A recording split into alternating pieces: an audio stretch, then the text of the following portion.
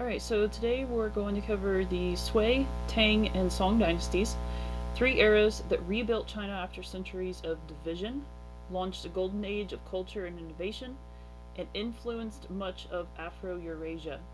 Also, keep in mind that while you are welcome to pause, take your time with some of these slides, please remember that you will lose access to this by the end of class. So you need to stay on task, keep track, and try to keep a good pace as we go.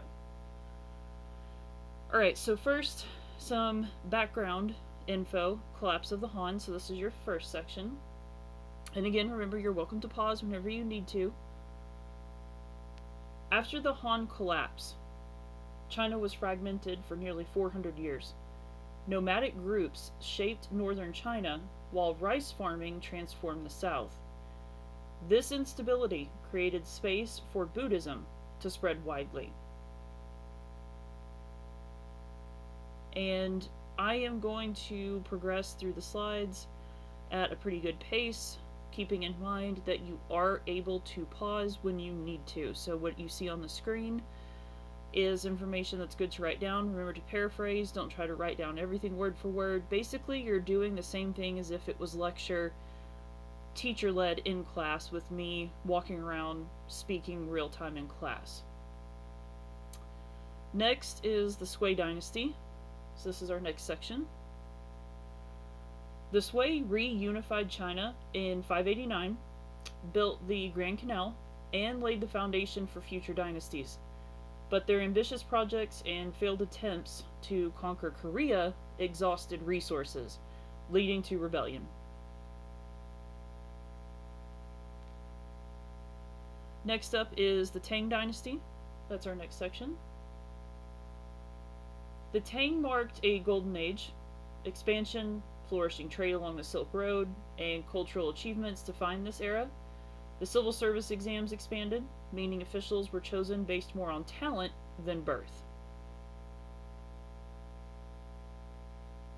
Alright, so instead of doing this with your table mates, in your notes, I want you to write down an answer to this. Which do you think was more important to China's stability? The Grand Canal, so infrastructure, or the civil service exam, which was a government system? So I want you to think about those two, and I want you to think about what was more important in regards to China's stability, and then write down your response.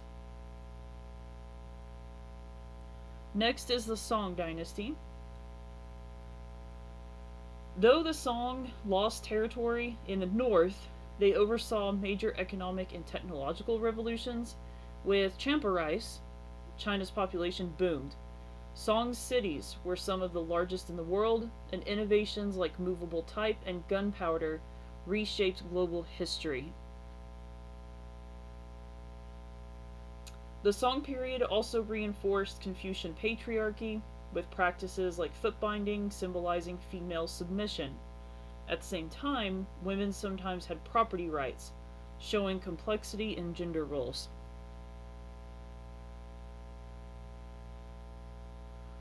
Alright, so again, in your notes, which dynasty would you want to live under?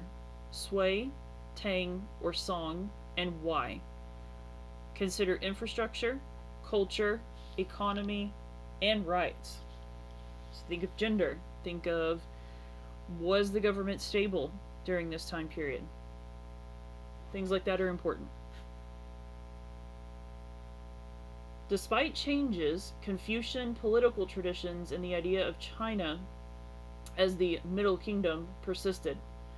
The dynasties refined but didn't abandon older systems. China influenced its neighbors through the tribute system, trade, and culture. Korea, Vietnam, and Japan all borrowed from China, while Buddhism reshaped Chinese society. Alright, so in your notebook, I want you to sketch. Take 2 minutes, sketch, doodle, draw one invention or idea from the Tang or the Song that changed the world. Could be compass, could be gunpowder, could be foot binding. and just sketch that out.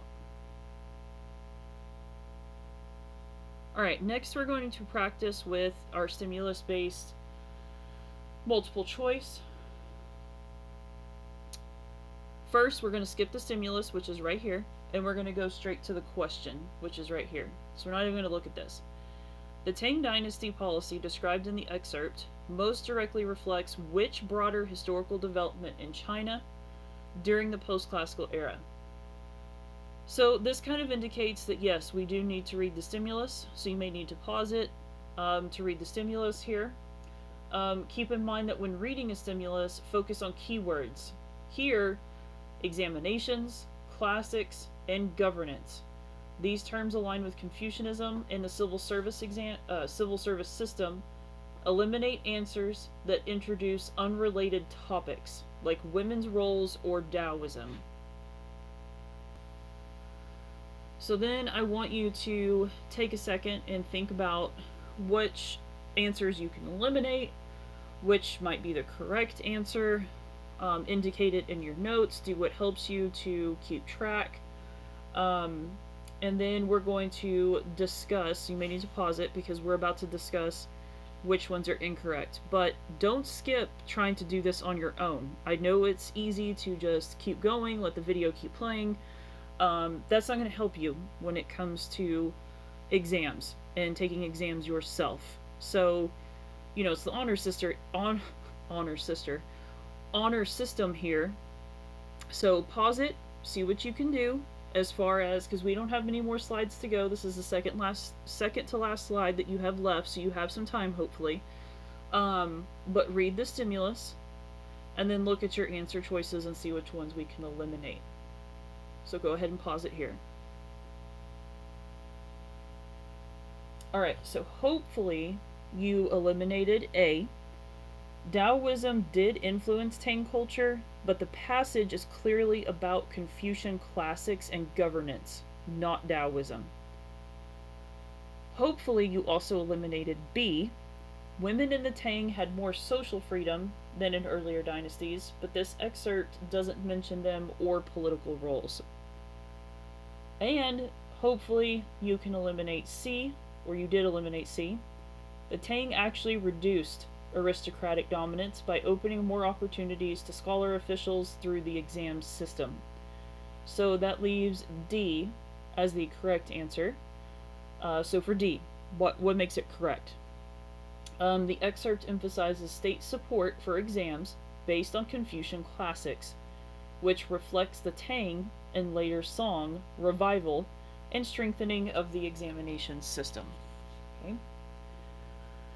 So that makes that one correct. Okay, so last thing to do in your notes, which dynasty, Sui, Tang, or Song do you think left the most lasting impact on world history? Defend with one piece of evidence.